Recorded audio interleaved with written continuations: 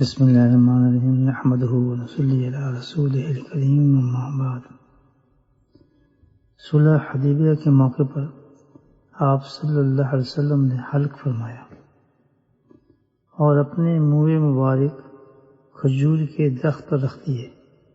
صحابہ کرام ان کو حاصل کرنے کے لیے ایک دوسرے پر ٹوٹ پڑے۔ ام عمارہ رضی اللہ تعالیٰ کہتی ہیں، اتنے رش میں بڑی کوشش کے بعد میں چند منہ مبارک حاصل کر سکی۔ اب کوئی بیمار آتا ہے تو بال مبارک کو پانی میں غسل دے کر پانی ان کو پلاتی ہوں اور وہ شفا یاب ہو جاتا ہے۔ مدارج نبوت۔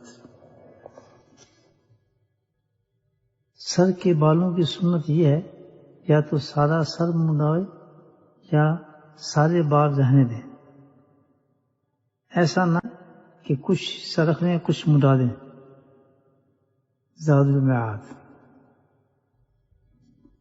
سنت یہ ہے کہ سر پر یا تو سارے بال رکھے یا بالکل منڈائے، صرف ایک حصے پر بال رکھنا حرام ہے۔